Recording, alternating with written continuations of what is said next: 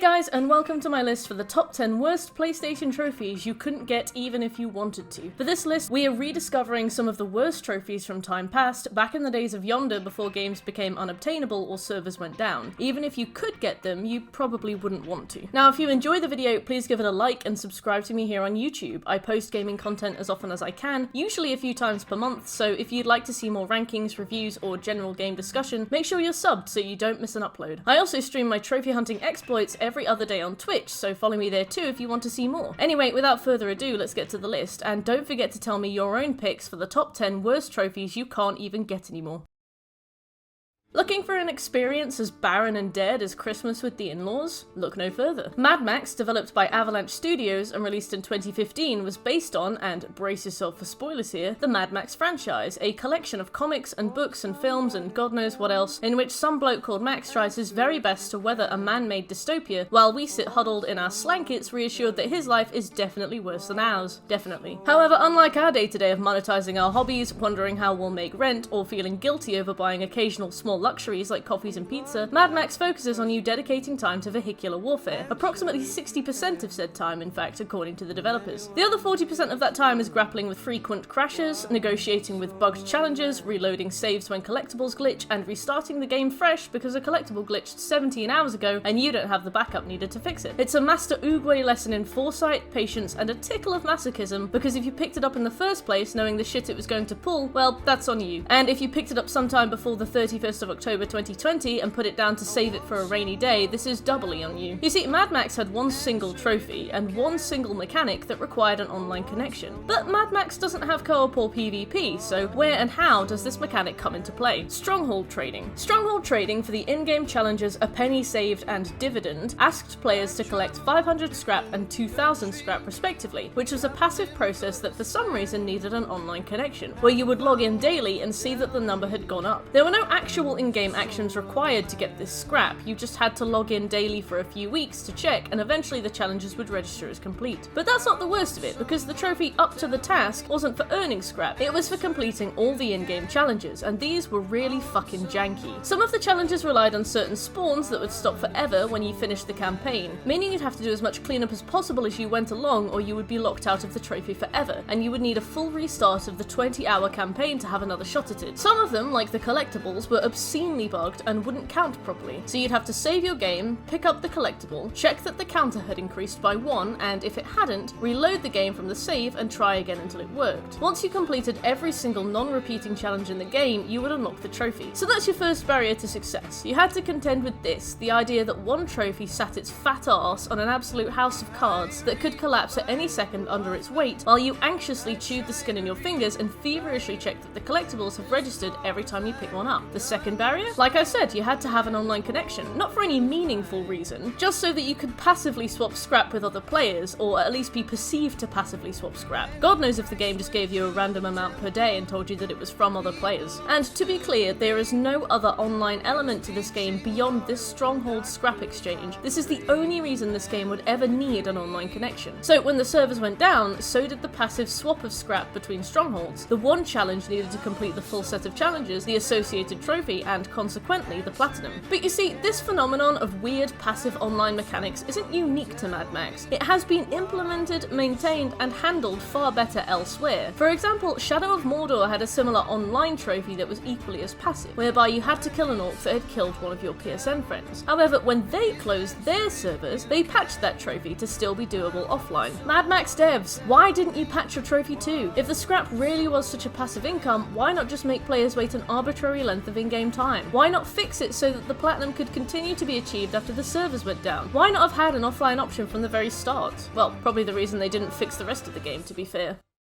Fight Night Round 4 is a fighting game, a genre I am definitely an expert in and am more than prepared to discuss at length. So, like in real life, there is a World Championship belt per weight class with 3 in total: heavyweight, middleweight, and lightweight, with a gold trophy related to each one. And just like in real life, there is only one belt per weight class, like in existence, meaning that they could only be won by beating the current holder of the belt, and that you yourself could lose it to anyone who beat you. This meant that in order to get the trophy, you had to win an item that was limited to one player at one time, and people clocked on hunter this fast, knowing that trophy hunters would be hot on the scent of these ultra-rare items, and thus the hoarding began. Once a game is on the list, at least in my opinion, it's kind of an obligation to get it completed and ticked off. I mean, if I really hate it, I'll hide it off the list and move on, but if it's a game I enjoy, I'll want to get every trophy and display it on my profile as a truly finished game, and a lot of other trophy hunters are quite similar. Some trophy hunters take pride in 100% completion rate lists. Some people just like to collect trophies, I guess. We all enjoy games differently. And I suppose some players just wanted the belts, and I think it's fair to want to earn something you'd be proud of. And you know that where there's demand, there is always going to be an issue with supply. Oh, there are mandatory matches to prevent hoarding situations like this from happening? To stop people from keeping belts for themselves? Well, genius developer. If these people have a mandatory match, they boost it with another account they own to make sure that they never lose the belt to anyone else. Checkmate. And what's next, you ask? Well, the secret ingredient is crime. Extortion. Since the belt is tied to a trophy and the owner of the belt can be discerned by whoever has most recently earned that trophy, it is easy to get in touch with them and ask for a go. But typically, anyone who wants access to the belt needs to pay money. I've seen people charged $50 per belt, but it probably depends on whoever has the belt and how they're feeling on that particular day. But I mean, why would somebody only want one belt if they wanted the platinum trophy? So the real total would be 3 belts for $150, but again, like I said, it probably depends on whoever is holding the belt and whatever they might specifically want to charge, but I have seen $50 thrown around before. But that is not all the violations you'll have to endure just to gain access to this trophy. Once you've paid your fee, the belt holder then demands access to your PlayStation account, username and password. They log in as you, they play a fight against themselves, they give you the belt and the trophy, and then they play another fight with themselves so that they can retake the belt. That way, it never leaves their hands. I don't know how much good faith the leads on this game had that the players would share the glory amongst themselves, but naturally the rat race prevailed, and long story short, they didn't share shit. And to be clear, I don't even like or play fighting games either, so it's not even like I have a personal stake in this. It just seems beside the point to play a 2D fighting game where you can just read a book or go to bed and have twice as much fun for half as much salt, but I do hate hoarders. To add insult to injury, the owner of the belts doesn't even care. He has no remorse, according to this forum post where a member of PSMP tried to figure out whose possession the belts were in. They are very smugly and very securely in his possession, or as he says, their rightful place. You would be surprised how hard PSMP drama goes.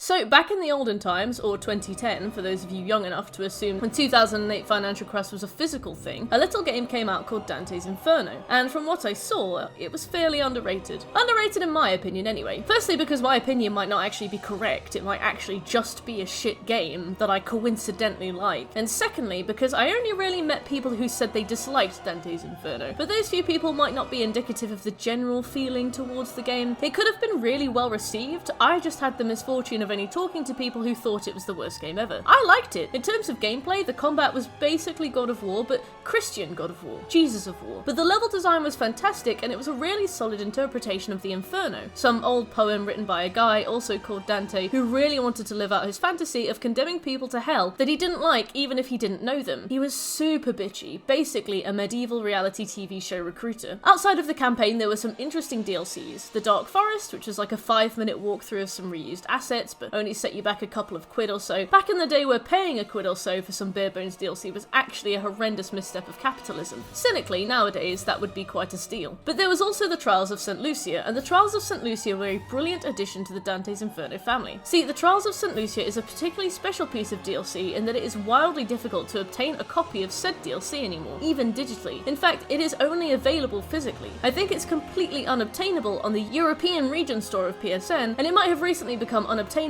on the other stores too. Moreover, you cannot just go into the store, click Dantes Inferno and buy DLC. You have to go into the game, access the store through the game, and buy the DLC that way. There was no other way to do it. You just could not find it on the store. I tried for ages, couldn't find it. I could only find it when specifically searching through the game's in-game menus. So even when it was available, it was absurdly difficult to find. The only way to play it now is to buy a hard copy of Dantes Inferno Game of the Year edition, which are stupid hard to find actual copies of. And how many hard copies of PlayStation 3 games from 2010 do you reckon there are left to grab anyway, even if they were available? So let's say you scramble yourself a copy of the Game of the Year edition of Dantes Inferno, be it by sniping a rare eBay listing or begging a friend. That's step 1 complete. Now you can actually start playing. So the first thing you'll learn about this DLC is that the Trials of St. Lucia are split into 2 categories, EA made and community made. And they're fairly self-explanatory, but just to make sure we're on the same page, the EA made trials are made by community managers or an intern or an EA ghost or something, and the community trials are made by the absolute worst possible group of people. the community. And for the trophy Play Me, you will need to earn 100 bronze medals and 75 silver medals by playing community challenges. So what does this mean? Well, when you're creating a trial, you'll see that it is accruing a point value. For example, changing the difficulty rating of the enemies, adding harder enemies, or using environmental hazards determines the difficulty of the trial as symbolized by bronze, silver, gold, or platinum awards that are given for that level. I.e., by finishing that level, your player will earn a bronze, silver, gold, or platinum award. Earning a platinum award won't earn you a gold, silver, and bronze award too, by the way. They don't stack, they're all discrete awards. Finishing a gold trial earns you a gold award, nothing else. A bronze trial earns you a bronze, so on and so forth. So we are looking at 175 individual community trials for those bronze and silvers, and there are trophies for 50 gold and 25 platinum medals too, so that's 250 individual trials to finish. And on the basis that the servers are operating, that is quite a few hours of work. So all in all, 250 community trials to complete, 0 bitches. Good luck. Now for one I actually find quite funny. Singstar is perhaps my favourite example of an unobtainable platinum trophy because of how desperate Sony was to get the game on everyone's console for whatever reason in the first place. In a move never before or since seen in gaming history, it was pushed out onto people's consoles in a firmware update, like as essential software. It is unremovable. I don't know if someone's niece was on the project or some dev paid extra cash to get it pushed to everyone on the network, but Sony seemed to think it was perfect for the PlayStation demographic, a herd of gangly teenage boys with a truckload of social anxiety and an extra serving of toxic masculinity. They shoved it out with an update for some deranged reason and now it's just sitting there on everybody's console. Anyway, to make matters hilariously worse, Singstar has this absolutely arduous trophy called They Really Love Me, and I started laughing even as I wrote this because it's fucking stupid foul, and whosoever was fool enough to claim the game had been shoved in their face was now faced with a trophy the likes of which you just can't forgive. Check this out. For They Really Love Me, you have to upload a piece of media and then have it rated at least 4 stars 1,000 times by other players. Media isn't like a photo of yourself or yourself singing. It's putting yourself on a podium and begging for likes in the most hollow way. Well before the days of Instagram, it was the most desperate clawing for online validation you could get. And it was actually measured and awarded with a very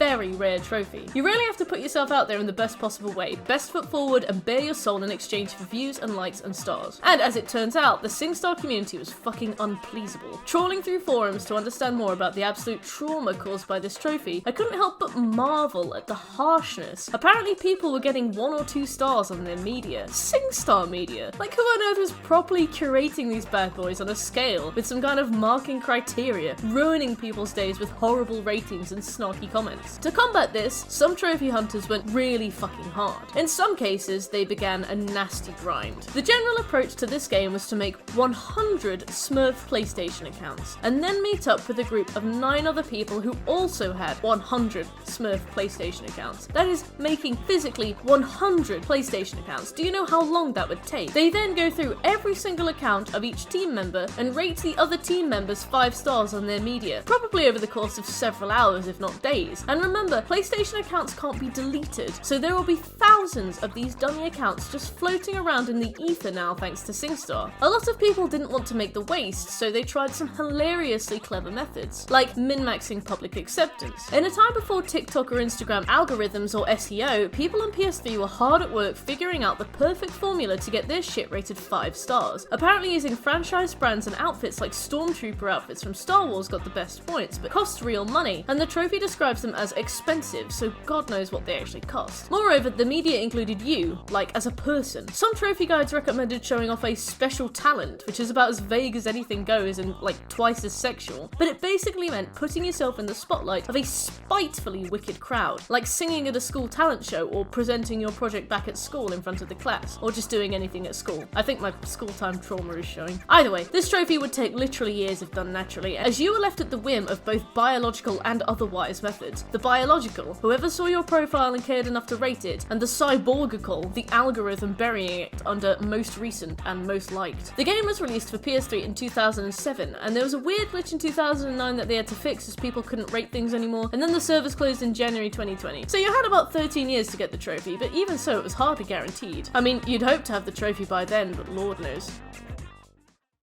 Everyone's heard of Ride to Hell Retribution, right? Dead-eyed shag simulator, very awkward examination into how another person sees sexual attraction simulator, insight into how a teenager writes a porn simulator, 20 hours of direct visualization on what the weird kid at school considers cool simulator. Either way, it's infamous, and for very good reason. One of those games everyone's heard of but nobody's played, Ride to Hell was an awkward male fantasy centering on a biker called Jake, both a cool name and the name of everybody's dog, who shags himself through birds upon birds upon birds in a weird fully clothed sex scene, sometimes occurring after the woman has survived a horrible sexual assault attempt from which Jake has saved her and she's dutifully and immediately rewarded him with sex. A universally mocked game somehow managed to scrape together enough support to push for a DLC, and thus Cook's recipe for disaster was born. A simple story DLC with a few miscellaneous trophies, an easy affair with one major issue. It was delisted from the PlayStation Store. Why, you ask? Well, nobody really knows, but there's a lot of speculation, and obviously no official statement. Some people think it's due to trademarks, maybe the licensing for certain things ran out and they had to pull it. Some speculators, such as delisted.com, and yes, there is a dedicated website for archiving information about delisted games in DLC, the Ride to Hell Retribution DLC was probably delisted because the developers made a move away from maintaining games. But I mean, really? What kind of ongoing maintenance do they seem to think it needed? Lots of developers close their doors for a variety of reasons, with no one left to support their projects, and the DLC stays up on the store, being that DLC is typically a fairly static, stable, and granular product, able to just clip into the side of a game and work its individual magic. Especially with the main game not getting any further patches, I'm genuinely interested to understand what justification the devs would take for removing it from the store. But yeah, for whatever reason, it's now gone. The real kicker here is that you can buy a physical copy of Ride to Hell Retribution, Mad Cook's DLC, as part of the Game of the Year edition Ride to Hell. But cast your mind back and remember that this game released in an era when you had to buy a fresh copy of a game that would come with a code you could use to redeem the DLC, to prevent people from reselling copies of their games with DLC included, or lending a copy to the friend and have that friend essentially play the game for free. Because God forbid you buy a pre-owned Game of the Year edition and actually want to own that Game of the Year edition. So yeah, this game grows scarcer by the year as the final few remaining trophy hunters or Deadeye sex doll enjoyers pick up the final few remaining fresh copies of the game. Rest in peace, Ride to Hell. For those of you that have never picked up a Call of Duty game, there are a few key details that indicate the quality of Call of Duty Black Ops 2. Firstly, Skrillex made the soundtrack for it, and I know what you're gonna say. The man's main demographic might be cringy teenagers and greasy-haired louts, like the ninja of dubstep remixers, but he's a man of his craft and he makes works of quality. And to that I say, fair, yeah. But secondly, the guy who wrote Payne in The Dark Knight Rises wrote this title's villain too, which is a little bit less excusable. From what I can gather, it was basically just a bit too edgy to be worthy of respect, a game I've heard described as depressing more so than dark, which is probably not what a lot of the player base went in for. What a lot of the player base does pick up the freshest Call of Duty title for, however, is often the online multiplayer. Basically the linchpin of COD's success, Black Ops 2's multiplayer was often one of the first games many played, and remains beloved across entire generations of gamers, just one of those experiences no one really properly gets unless they lived it themselves. One that if you were to try to describe it to someone who didn't share that experience, they probably would get you a few pitying looks. Amongst said online experience was a trophy called Big Leagues, which was awarded when you got placed in ranked matches. This was an easy peasy, simple kind of trophy requiring you to play placement matches, like in any other similar game, so that you could be placed in your rank for the season. But since they stopped seasons way back on that fateful day, December 12th, 2015, the Big Leagues trophy is no longer obtainable. 7 years ago. Wow, doesn't that make you feel old? So Black Ops 2 gave players about 3 years worth of opportunities to get Big Leagues, which in some ways is quite a lot of time. About 1,000 days to be exact, but in the grand scope of multiplayer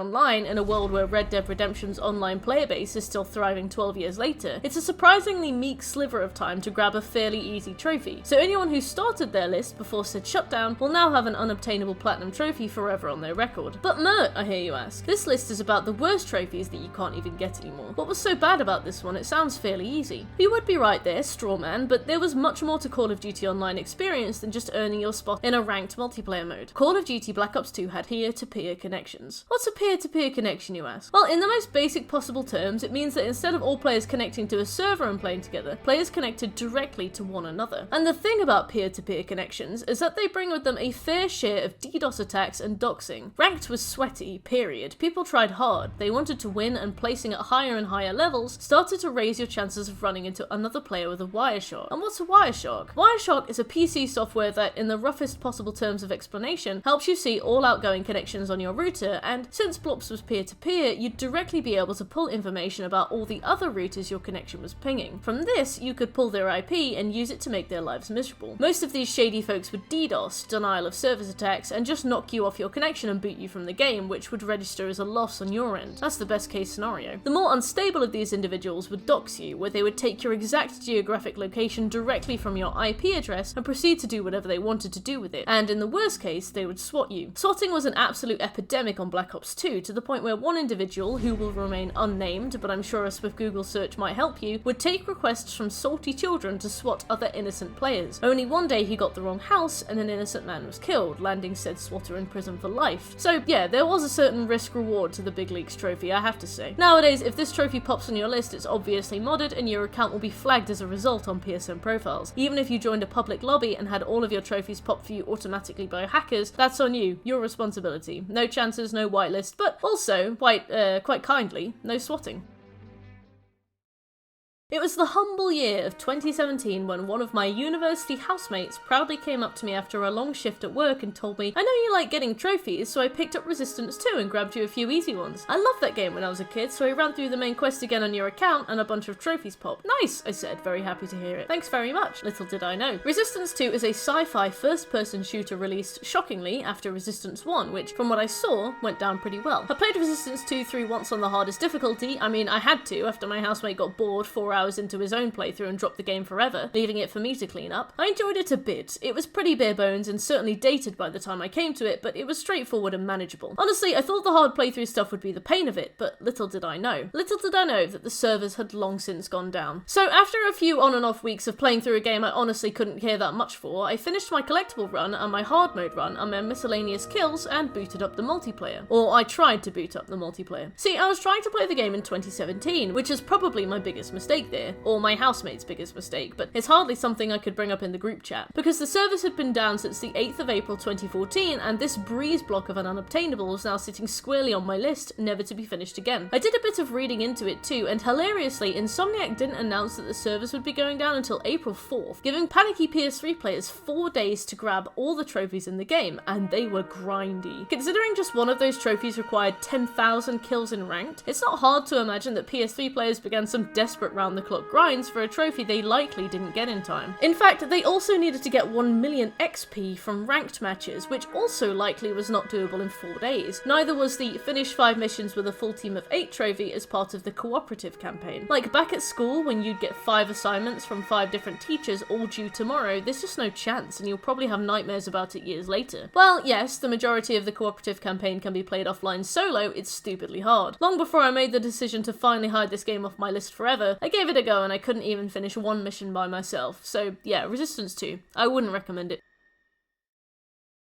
Grand Theft Auto 5 is a niche hidden gem of a game you've likely never heard of, released on the PS3 in 2013 and PS4 in 2014, with a good story and a fairly miserable online experience centered around endless grind, keeping you spending real money in an ecosystem of premium currency and drip-fed rewards. Or at least it was on the PS3. I spent quite a while on that. The online released a few weeks after the live date of the original PS3 copy of the game, but the developer support for GTA 5 Online for the PS3 ended very quickly. I think we got the base online and then the first 5 heists, but nothing beyond that. There were no businesses, no CEOs, no nightclubs, no Cayo Perico, no cool stunt races, just basic air, sea and land races, darts, tennis, all that kind of bollocks. The game was insanely geared towards forcing users to hunker down in impenetrable ecosystems, drip-fed money and XP to force them to stay for ages. Combined with the fact that double and triple RP went out of the window basically as soon as the PS4 version released, the absolute drip feed of XP meant the grind to level 100 was as miserable as it was long. It was too much effort to curb RP exploits, so RP yields were just heavily capped, the best returns usually being from heists or double RP weekends, but double RP weekends ended very quickly and heists took a lot of time on some very temperamental connections with some very temperamental random solo queuers. The list of activities was so short you'd cycle through them in about half an hour and have very little left to do, except maybe put bounties on others. Once you reached a certain level, I think about level 45, you can call Lester and ask him to place a bounty on another player. Once the bounty is placed, everyone in the lobby gets a notification and the other players can hunt them down to claim the bounty. If you survived with the bounty on your head for the duration of the bounty, about an hour in real time, you get a trophy called Run Like the Wind. The problem? Like I said, support for the PS3 ended very quickly and fixes for the exploits ended up being heavy-handed as fuck. They'd often sink the ship to kill the captain, they would remove entire mechanics just to prevent them from being misused,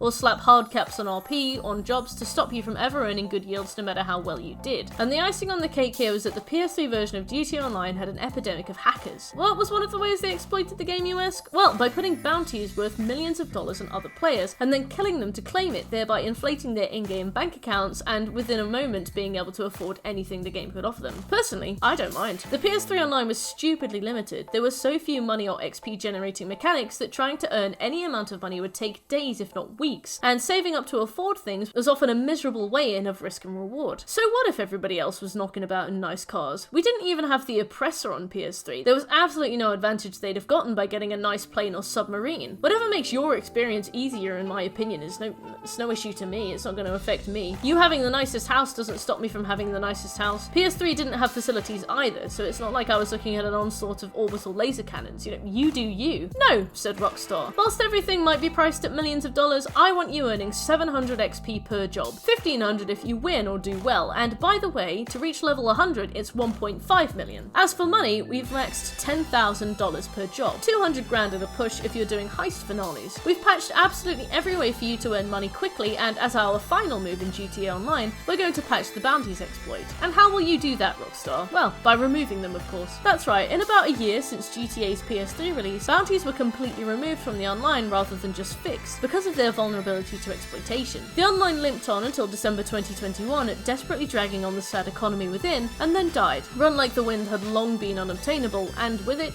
my sanity.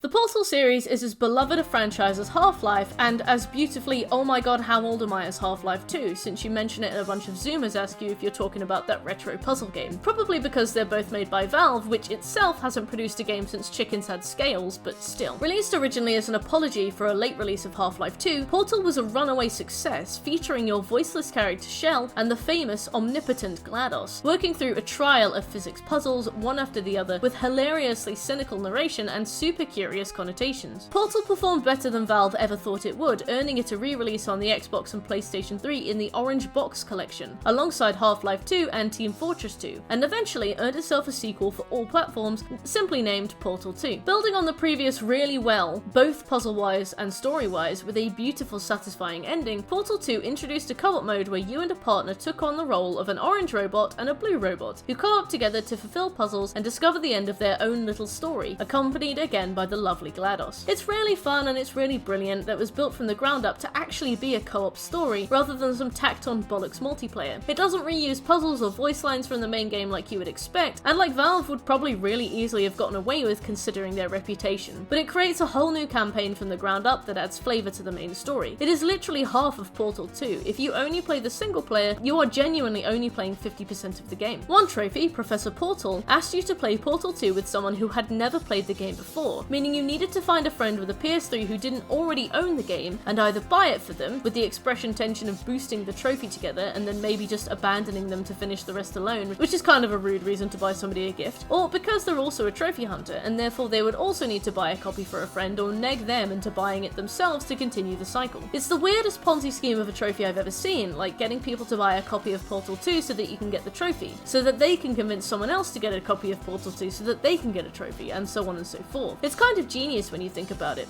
A little bit exploitative, but certainly genius. I mean, genius as far as the servers allowed it, because they're down now. Despite the fact that the game probably made millions and was beloved and well played and very, very good, they shut the servers down in 2018, 7 years after the game was released. It's a bit premature if you ask me, but hey, it's at least one thing they did on time.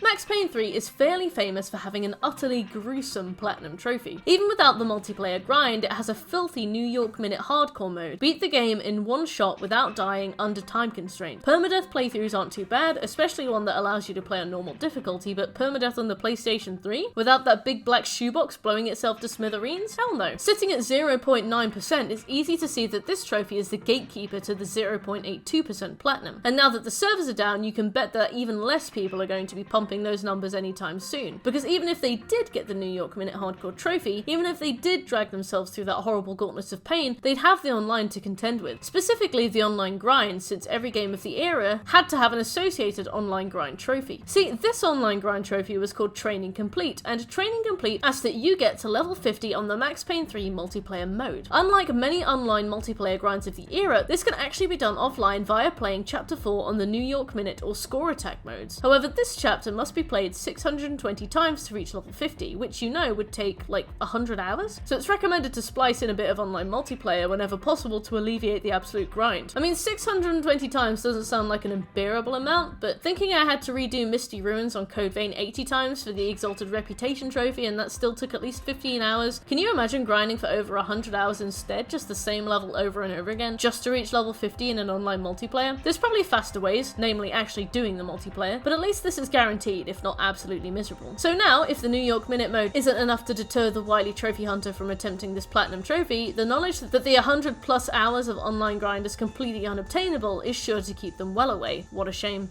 And that's all we've got for now. Thanks for watching my picks for the top 10 worst trophies that you can't even get anymore, even if you wanted to. If you've got different ideas for some of the nastiest examples in gaming, let me know down in the comments. If you enjoyed the video, please consider dropping the video a like and subscribe to me here on YouTube. Furthermore, I stream all my trophy hunting over on Twitch, so shoot me a follow there too if you want to see me in action grabbing some of these nasties live. I post gaming content as often as I can, and I know you don't want to miss it, so hopefully I'll see you for the next one. Once again, thanks for being here, and I'll see you next time.